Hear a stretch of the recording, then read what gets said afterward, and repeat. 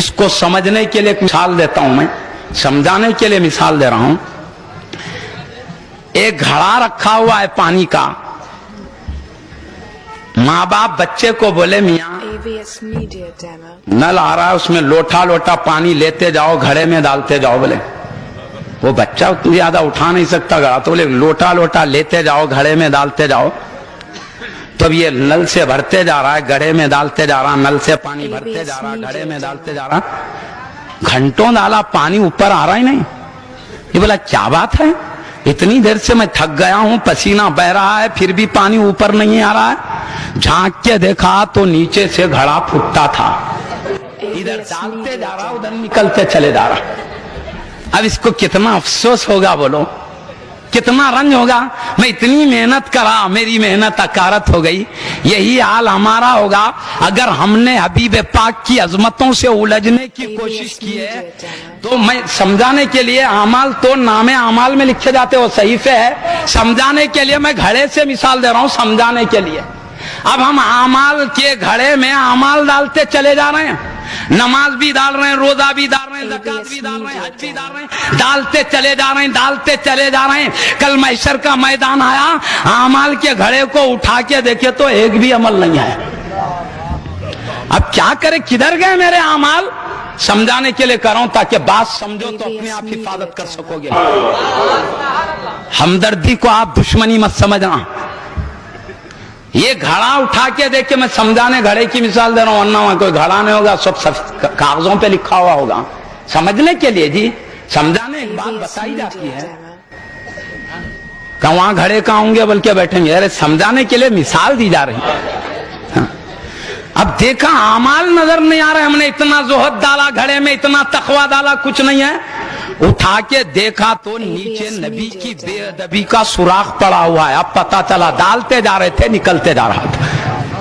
پھٹا گھڑا خالی رہتا ہے محشر کے میدان میں، جس میں نبی پاک صلی اللہ علیہ وسلم کی بے ادبی کا سوراخ پڑ گیا ہو. اب بتاؤ، زندگی بھر اتنی محنت کیے تھے، قیامت کے دن خالی گھڑا ہے، کتنا بڑا افسوس ہوگا. اب اللہ سے عرض کرو گے پروردگار مجھ سے غلطی ہو گئی ہے، میں نے تیرے پاکیزہ قرآن کو سمجھایا تو گیا مگر اچھی طرح نہیں سمجھا. عداوت کی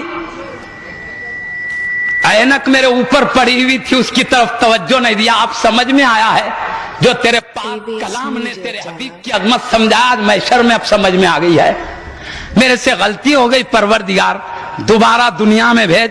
اب عمل کروں گا تو پورے ادب سے کروں گا، ایسا عمل کروں گا، ایسا عمل کروں گا جیسے بانی جامعہ شیخ الاسلام عارف باللہ حافظ انوار اللہ شاہ قبلہ ادب کے ساتھ کرتے تھے، ایسا کروں گا.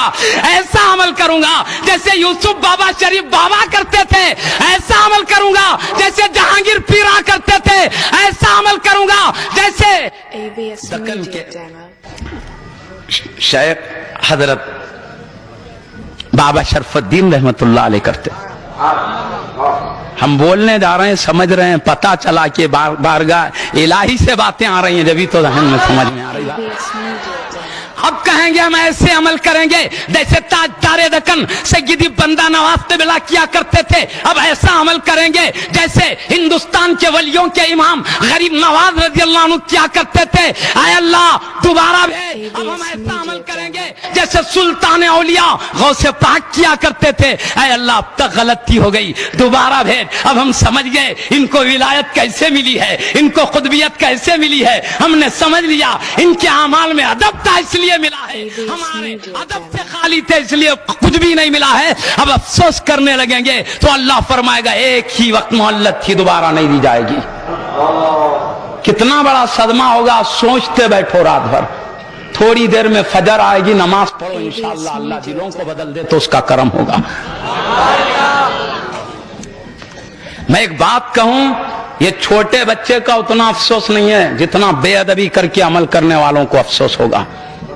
چھوٹا بچہ جو پانی کا گھڑا بھرتے بھرتے تھک گیا، پسینہ ہو گیا، پوری محنت بیکار ہو گئی، مگر دوبارہ محنت کر کے کامیاب ہو سکتا ہے.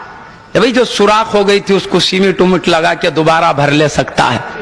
مگر محشر کے میدان میں اعمال کا گھڑا پھٹتا رہے گا جس کی وجہ سے اعمال کچھ نہیں رہیں گے. اب تمہارے بھرنے کا کون سا طریقہ ہے ہم کو سمجھاؤ.